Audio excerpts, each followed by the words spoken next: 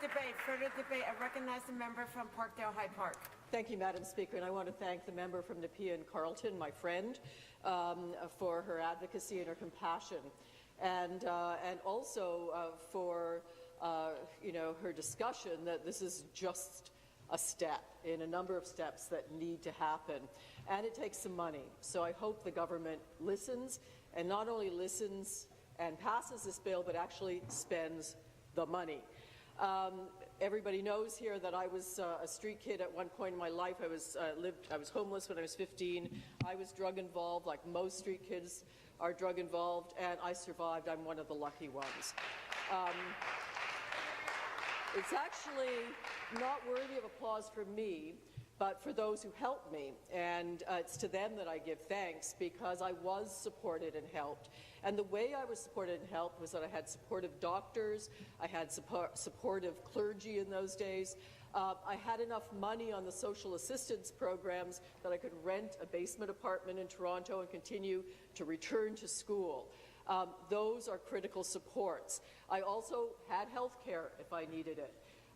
And so, Speaker, I just want to say that those are still the critical supports needed to get off the streets, to get away from drugs, to get your life back in order.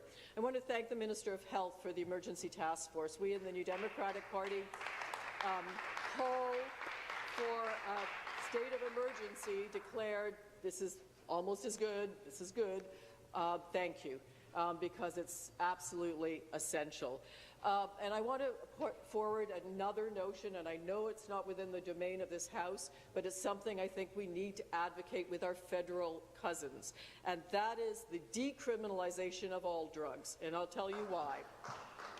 Because in Portugal, where they have decriminalized everything from weed to heroin for 17 years, there is a lived experiment that shows it works. And I'll tell you why decriminalization is so important. Because as long as drug use remains underground, as long as we're threatening children with prison time, they're not going to talk to us. They're not going to come out from the shadows. They're not going to seek help. That's why we need to decriminalize. And here's the results of that Portuguese experiment. You know that there's about 10 million, just under 11 million in Portugal.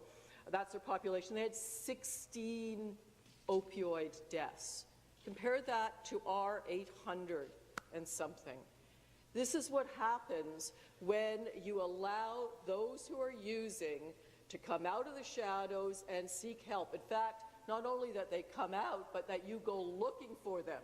Because remember, these are not legalizing drugs, it's decriminalizing them. So what happens is the police interact with users, give them a citation. They go before a panel of healthcare workers, of social workers, of doctors, who are then able to help them. That's the point. You get them into help. Traffickers are still prosecuted. You can imagine that the police costs are, halved from what they used to be as well. And the money that the government saves goes into what? Treatment, because that's the other piece of the puzzle. If a child has a problem, and they do, if they're using fentanyl, we need to get them help. And as the member from Nepean Carleton said, just going into detox with 50-year-old men is not going to cut it. Children, and we're talking about children, need their own help. And they need long-term rehab help. And if you look to try to find it, you'll find it, but it costs. And the wait list for free help is so long as to be deadly, because that's what it is. It's deadly. When a child or anyone wants help, they should be able to get it now. That's when you need it. So that's the other piece of the puzzle. And again, I cite the group of parents, tragically no hip, who came here a few years back with their children and said, our children need help, and we've mortgaged our house to get it for them, because they need to be in residential care for at least 3 months. At least 3 months to get the help they need if they're dealing with an addiction issue. So that's another piece of it. And finally, I just have a few minutes left. I want to give a shout out to Mark Barada. Mark is this incredible person in Parkdale High Park. He's an addict himself. He walks around with a naloxone kit. He saves lives every week. There was a Star article about him, a beautiful one.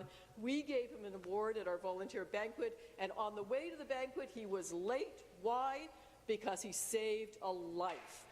That's how endemic it is in our communities.